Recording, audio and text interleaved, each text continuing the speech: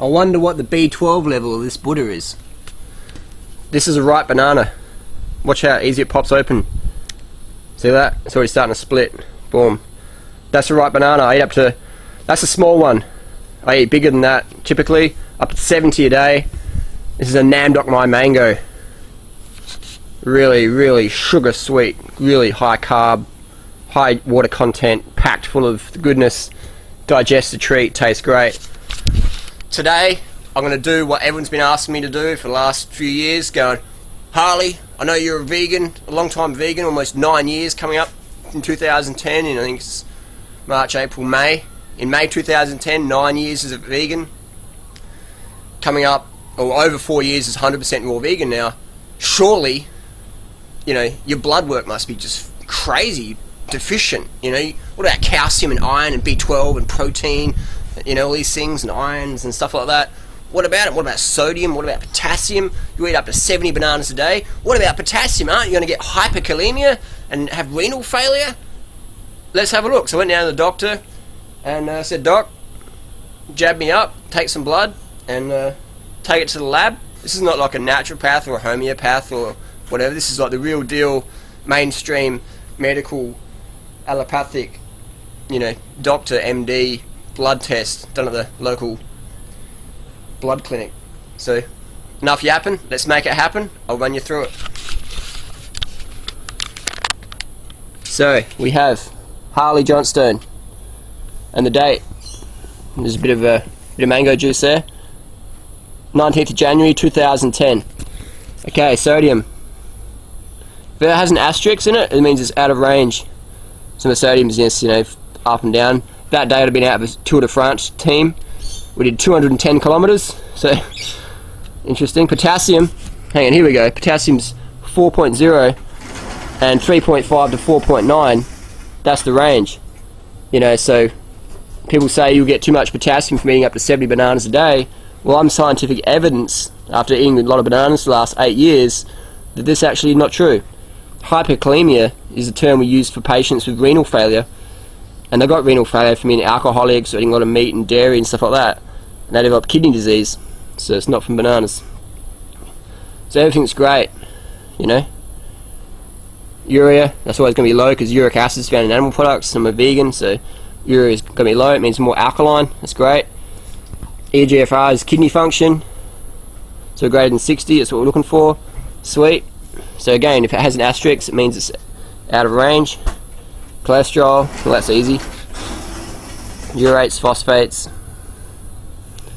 Calcium, within range. Hang on, calcium, I thought we need milk for that. All these. Protein. What's the medical word for protein deficiency? I'll put $500 in your PayPal account if you can email me that. And it's not kwashiorkor, that's caloric deficiency. It's not marasmus, that's caloric deficiency. And it's not kwashiorkor or marasmus, they're both caloric deficiency. No scientific group agrees that they are either protein deficiency. Some scientists might say, oh, it's protein deficiency, but it's not a general rule. If you have iron deficiency, they call it anemia. All scientists agree anemia is, you know, iron. So no medical word for protein deficiency. I actually have the same amount of protein in your typical competitive steroid anabolic bodybuilder. People say, oh, that's not true. I'm like, alright, I'll prove it. Just getting the page here. So this book here is the Anabolic Reference Guide. It's Phillips. This is what all the drug takers use. I recommend it. Just so you can, you know.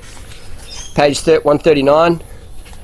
So this is a blood results of a typical bodybuilder. So we'll go straight down to, you know, most of my potassium's lower than a typical bodybuilder, you know. Calcium, all this stuff. Protein, total, 6.7. And that's grams per deciliter, which means 1/10 of a litre, so 100 mils. So we've got 6.7. That's the same as 67. And I've got, you know, so 68. What?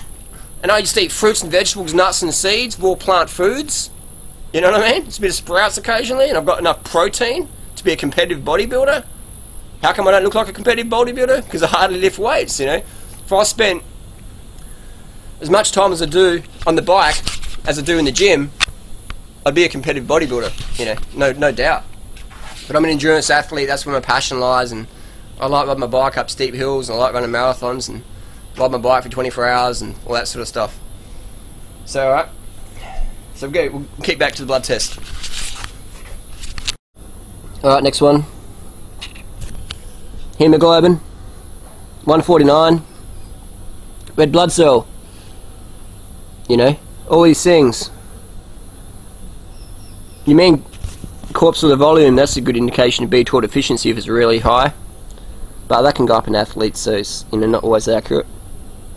So again, nothing out of range, no asterisks. White cell count, all great.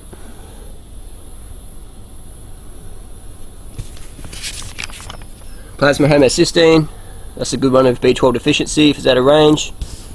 It's within range. Great. Thyroid, 0.5 to 4.0 is the range. 1.4, consistent with normal thyroid function. 19th. Actually, this is my favourite one, so I'll do this in the last. So we've got ferritin, iron, all within range.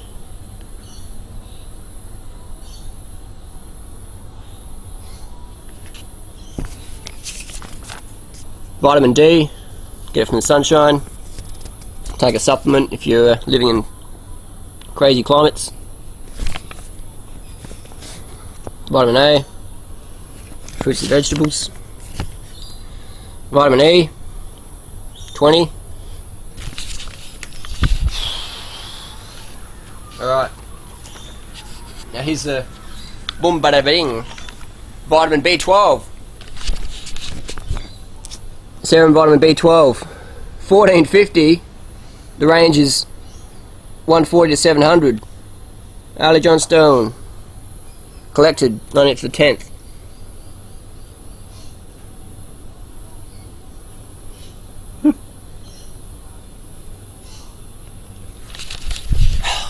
Wow!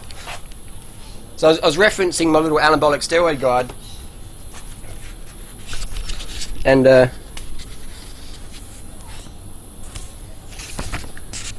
vitamin B12, you know, used by many athletes, feelings of well-being. So hang on, it's like, I thought only vitamin B12 deficiencies occur in vegans. How come bodybuilding books are recommending it? How come you can go on the bodybuilding websites and they say take vitamin B12 up to 4,000 micrograms a week? You know, it's like, how come, man? Interesting, isn't it? So watch part 2 of the raw vegan blood tests YouTube video that I'm putting out. Watch part 2 and I'll explain why B12 deficiency is not a vegan thing, it's just a society thing. So there you go, this blood test, man. Paperwork, you know, whatever it takes to provide some example, provide some convincing, or whatever it takes, man, I'll do it. So people, you know, ask me for years and years, put the blood test on the paper. Alright, done, finished. Next challenge, just Google me up, email me, put it on my YouTube, whatever challenge you got, I'll step up and deliver. Peace, see you later.